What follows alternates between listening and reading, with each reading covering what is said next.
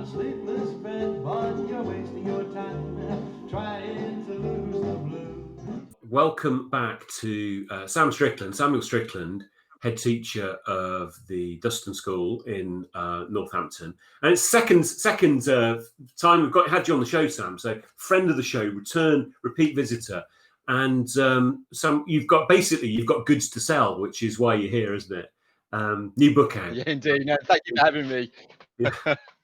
Education Exposed 2, and I find any judge of these things. Education Exposed 1 did some pretty good work. It was flying off the virtual bookshelves, wasn't it? So yeah, it sold really well and went down well. Yeah, great. So first question then: what inspired you to write a sequel? I'd already written quite a lot of the content for the sequel when I wrote the first book, and I wanted to make the first one pithy and punchy because my own feeling was I just wanted to see how it would go down with people. I also wanted something that was going to be quick and easy to read and would give lots of hopefully useful hints and tips. And I was sort of probably deviously with quite a lot of material as well. And then seeing how Education Exposed, leading a school in a time of uncertainty, went down with the masses, so to speak, I thought it was worthwhile venturing into Education Exposed 2. I wanted to delve a little bit more into the curriculum, a little bit more into behaviour, and specifically into classroom management strategies that people can implement, and also to think a little bit more about teaching strategies that will make the knowledge stick. The first book was really more geared towards middle and senior leaders, although it's applicable to anyone at any level. And I tried to make the second book more applicable to class teachers. And that's really why I wrote number 2. Okay, and I noticed we had the wrong book up. Samantha, our technical gnome, has obviously done some duff research there. Hopefully, in a moment, she'll be in a lot of trouble for that. In a moment, we'll send her off, and hopefully, she'll get the correct cover. Education Exposed 2, Samantha. And we'll get that sorted out. So for those people who basically the subtitle for Education Exposed 2 is about the halcyon dream. And so, Sam, can you tell us a little bit about what you mean by the halcyon dream? Yeah, I mean, it's a classic question, isn't it? Why am I a teacher? And it's one that's often asked for trainee teachers. And actually, the question that sometimes you get asked at interview, what drives you? What's your educational philosophy? And the whole premise of the book is around allowing teachers to teach, allowing teaching to be the main focus of what we do in our schools.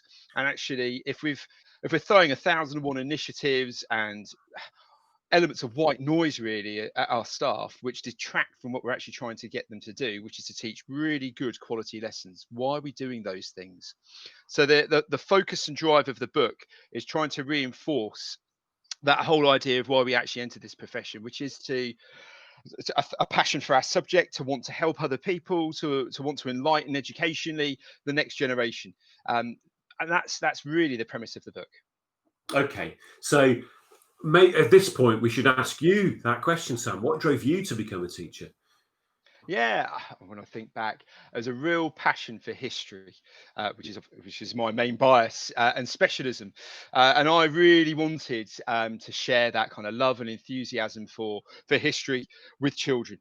And I'd already undertaken, before I did my PGCE, some time in secondary schools and primary schools to get a bit of a feel for what it may be like, and you only get a small snapshot, of course, but it felt, this will sound very cheesy, but it was like my calling. And I'm sure many other people will say similar kinds of things really to that, and it's a very much an X Factor style kind of answer. But for me, that was in the original place, because I really had a driving passion for history that I wanted to share with other people.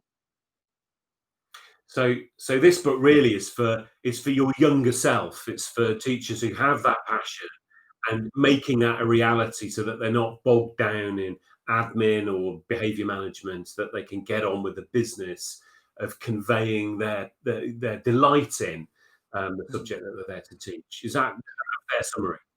Yeah, I think that's a fair summary, David, and that's really the essence of the book. It's getting people to think. I mean, the book is divided into four sections. The first section looks at what the Halcyon dream actually is, and tries to iron out some of the misconceptions within our profession. So, flight paths being one example, the use of bloom being another, which I know you'll be completely au fait with. The second section looks at the curriculum and gets people to think about the mapping and planning of the curriculum, but more importantly, strategies to implement the curriculum within the classroom and to make the knowledge stick, and the importance of knowledge. The Yeah. third section is about behaviour, and there's a chapter on whole school behaviour, but then there's also two chapters on specific classroom behaviour management Mm. strategies, which I think is really invaluable, because whilst a school system can be centrally driven and can be great, there's still that element of you're in the room with the kids on your own, and you've got to be able to do your bit as much as the school should be doing their bit. And then there's Yeah. a section on leadership, again within the book, which again reinforces what leaders can be doing to allow the Halcyon dream to be the Halcyon dream. So one of the bits I most enjoyed reading when going through the book was the description of your PGCE course. Can you tell us a little bit about, because obviously a lot of people, a lot of teachers of our generation are quite scathing of their PGCE, but not you, Sam. Yeah, I mean, I think I was really lucky, and I don't mean this in a kind of sycophantic sense, but I was trained by Christine Council, who, in a national sense, is highly respected with regards to the curriculum. But I think Mm. back to my PGCE, and before the PGCE itself began, we were sent, myself and my other counterparts on the course, a reading list which was probably as long as your arm. And I remember initially looking at it and just developed Tourette's, if I'm really honest, thinking, how the hell can I read all these books in time for when my PGCE starts in September? And I even questioned initially the kind of the relevancy of it. Why do I need to read all of this? And probably being young and naive and stupid, didn't quite get it to begin with. And Mm. then I thought, well, you've signed up for this. You've been, you've got a place on this course. It's a difficult course to get onto. You've got to go with it. Otherwise, what are you doing? And I started to get into a habit and a routine of reading the books that are on this reading list. And after probably the third book, the penny sort of dropped in many regards. And maybe I was slow on the uptake here, but actually, this was about increasing my knowledge of history, my understanding of history, historical debates.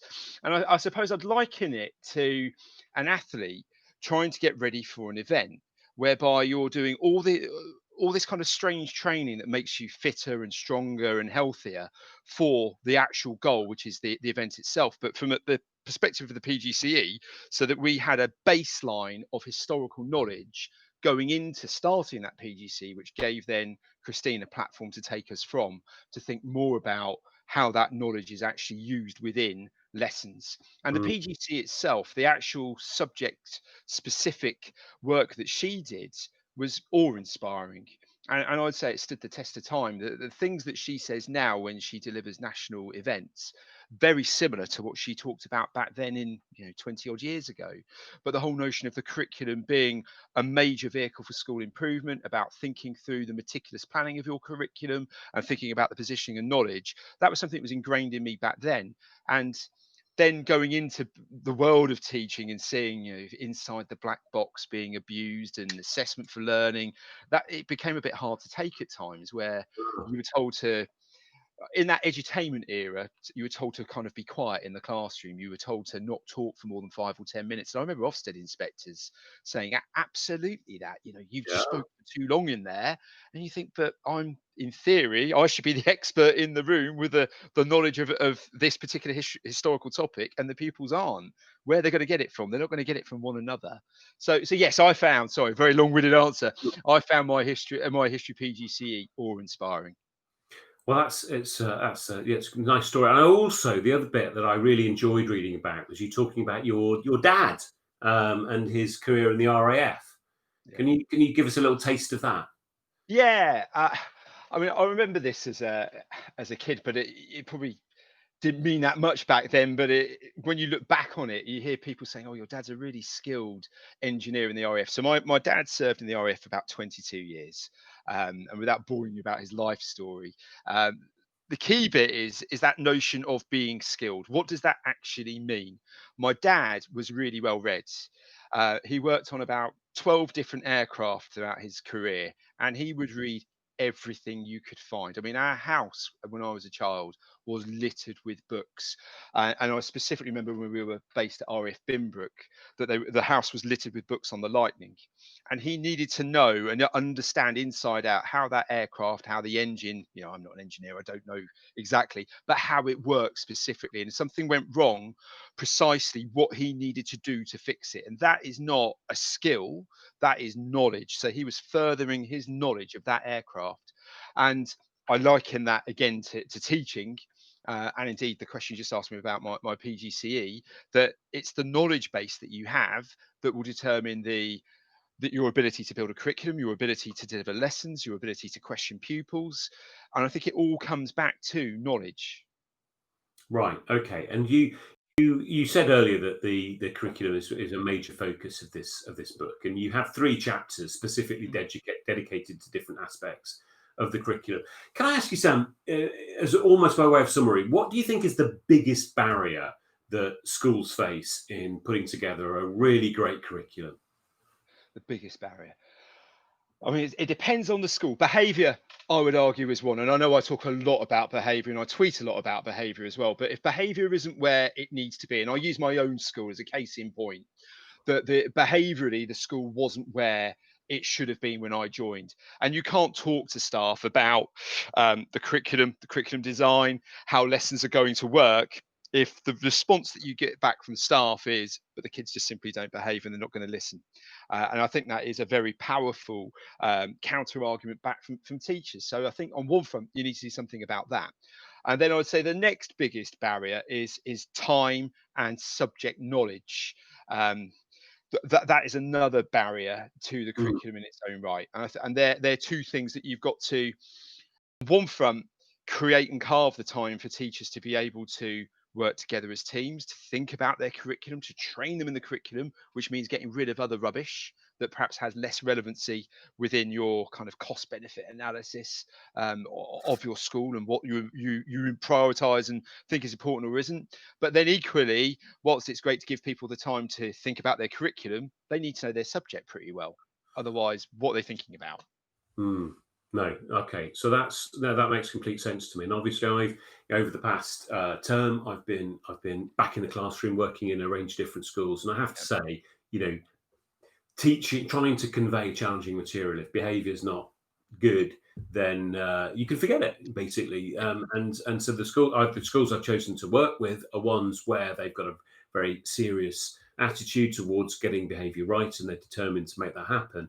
And it just makes it possible for me, as a relative unknown quantity, going in with kids I've not met before, to actually have a hope of teaching them something that is worth knowing, and rather than being embattled and sort of fighting them every step of the way. And it makes a huge difference.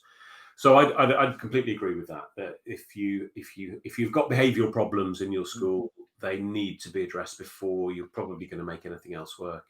But then the interesting question then, and I think your answer there about subject knowledge is an interesting one. That once you have made inroads, I don't think you've ever done behaviour. It needs constant maintenance and work to ensure standards are high still. But once you've kind of reached that, and it's relatively reachable, isn't it? It's not something that's beyond the wit of man.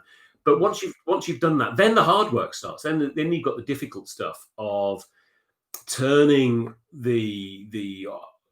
pulling together all of the subject knowledge that might exist in a school. And one of the analogies that you use in the book, which I thought was quite neat, is that you describe the school as being a mothership with a set of satellites rotating around it. And with the mothership being, I guess, that the leadership team and the satellites being departments or year teams or that kind of thing. Can you tell us a little bit more about that analogy and why it's so important to get right? Yeah, and absolutely, and you're completely right in terms of your interpretation of that analogy. That the mothership is the senior team and the head teacher driving the school, and the strategic kind of improvement plan and the sense of direction of where you want your school to go, and within that, the school's culture. Mm. the satellites are all of the departments that kind of rotate around it, and all of the different aspects of the school. In terms of why that's so important, I think about the differing schools I've worked in where, yeah, on one front, I've worked in a school where the mothership runs with like a real rod of iron, and you can feel it everywhere you go. And for some people, that might be great, and for other people, it might not be. But at least you understood in that school what that school was absolutely about, what you were able to do, what you were not able to do, what you could influence and what you couldn't influence. But the mothership was the ruler supreme. And then I've worked in other schools where it's completely the opposite end, that there is no sense of mothership whatsoever, and it's kind of, well, where's the direction coming from? And it's actually just quite chaotic. And equally, I've worked in a school where the satellites have tried to drive the school in almost a polyocratic sort of approach, a bit like Hitler's Nazi Germany, where the differing leaders within Nazi Germany are all vying for Hitler's kind of audience and praise, while he's off in Berchtesgaden, not really appearing to give two hoots.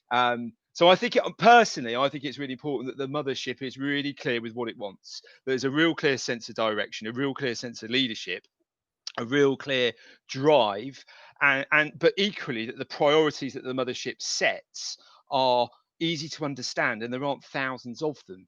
And going back to that idea of trying to shield staff from nonsense, what is it you're trying to achieve this year? And my mindset would always be that you have one big institutional target for the year, whether it's to launch your model of behavior, or to embed your curriculum, or to launch a new curriculum approach. But it's that then taking your time to allow that to happen. Where I've seen school improvement plans go completely wrong is where you're throwing like a cluster bomb, a million things at it, and hoping something will stick. And if one thing sticks, great, but there's no real thought process that's gone behind it. I think you're far better to drive one, maybe two things, but do them really, really well, and make sure that everybody habitually does them before you then build in the next thing, if you're going to incrementally take your school forward over time. So my view, yes, the mothership is completely important. And if the mothership is dislocated from what's going on, well, what's the point in having a leadership team that's probably costing you £500,000 in a big school? Yeah, fair enough. Okay, good point. So, as a fairly perhaps clunky segue from the point that you've just made there earlier about in a given year having a particular target or particular aim. This year, Sam, with all that's going on globally, the schools trying their best to operate as normal in a global pandemic. I don't know whether you felt this yourself, but it's I think some people have felt it to be a bit of a challenge. And so, where does that leave us in terms of goals and priorities? So, over August, opening in September, what did you have as your priority for this year? So before this year, because we always formulate our school improvement plan around Christmas, and then launch it to the staff in a kind of a loose sense in January, on our January inset day, and then give kind of the devil in the detail around Easter time. Right. So we had already set that this year was going to be about doing the same but even better. So it's slowing everything down, and I know you're kind of familiar with our tale at Dustin, but we'd changed basically everything, and we'd started to launch kind of in its infancy, because I think it takes a long time to actually have a knowledge-rich curriculum properly in place. So we wanted to slow everything down this year, but this is pre-COVID, so that every single member of staff really understood what we're about, what we're trying to do, and to try and refine everything that we have in place so far before we then start to think about what's next. And we wanted to try and embed a number of forms of deliberate practice this year, which I do talk about in Education Exposed, such as shaping answers and manners. They were two of the big things I wanted to see with the pupils.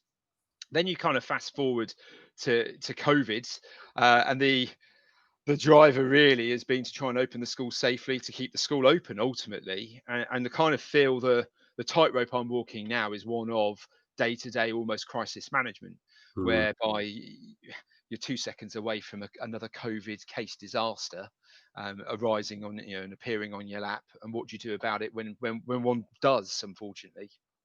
So you've been hit relatively hard, I believe. Yeah, we've had about 14 cases of confirmed COVID cases since we've been back, and that's staff and pupils. It's Right. affected more the upper end of my school, so it's impacted on year 11 and 12 and 13, which is hard to stomach actually Mm. as a head, as an educator, and seeing pupils who know that they've got exams this year.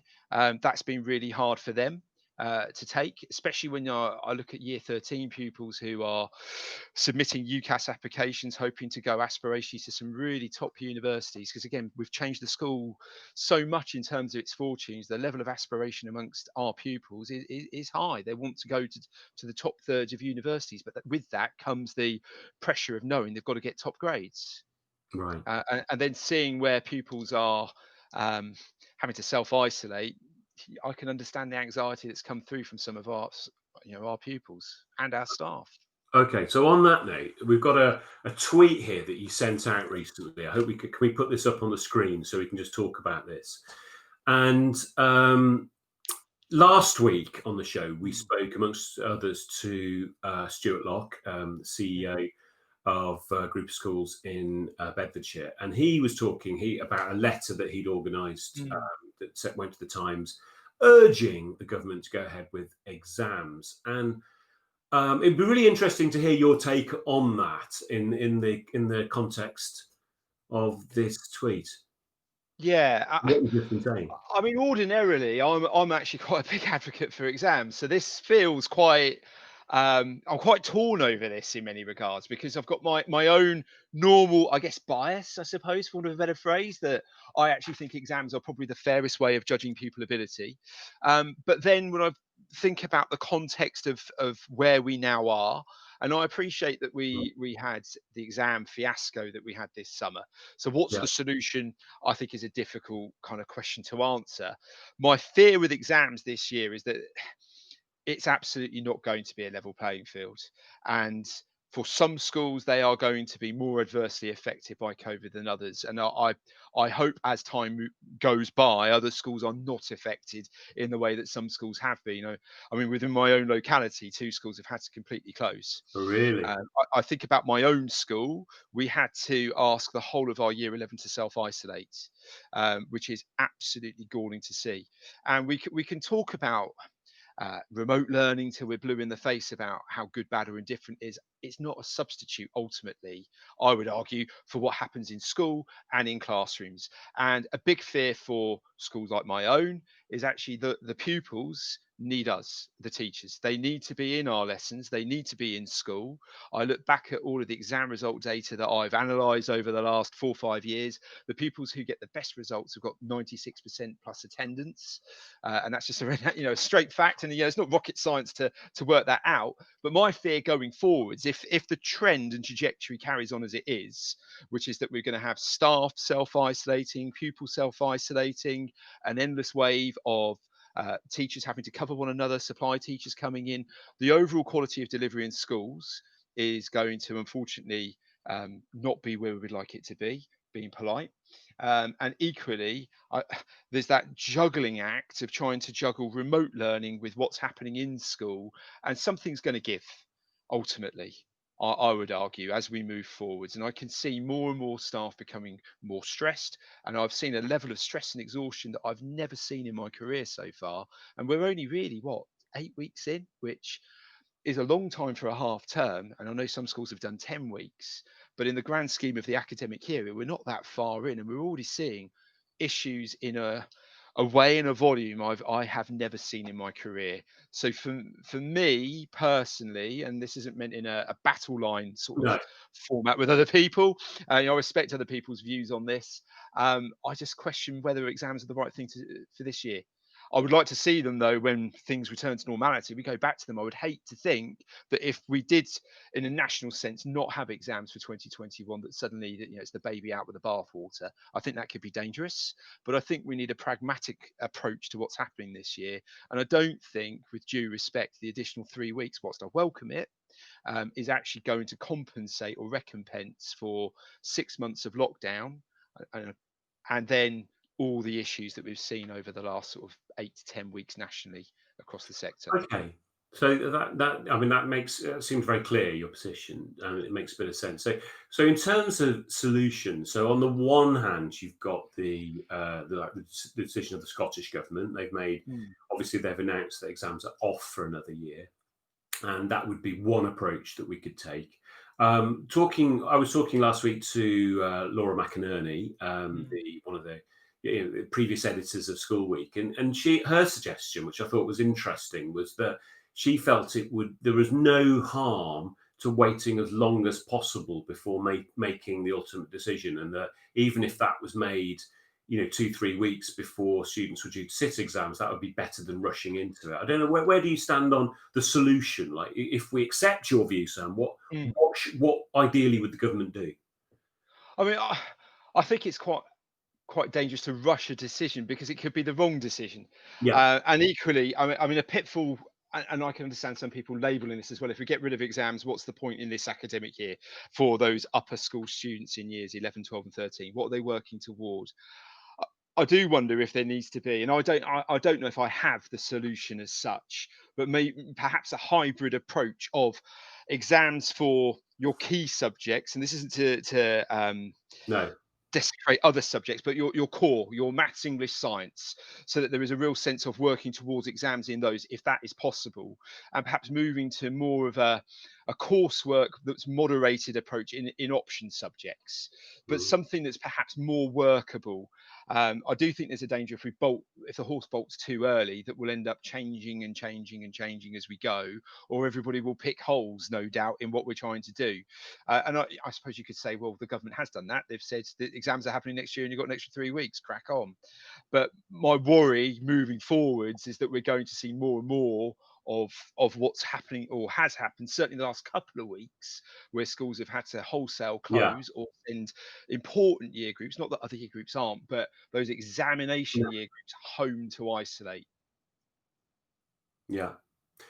Sam, so a lot of food for thought there, and obviously there's no easy solutions. Nobody would choose to be making any of these decisions, but it's good to get other takes on the problem and the potential solutions out there.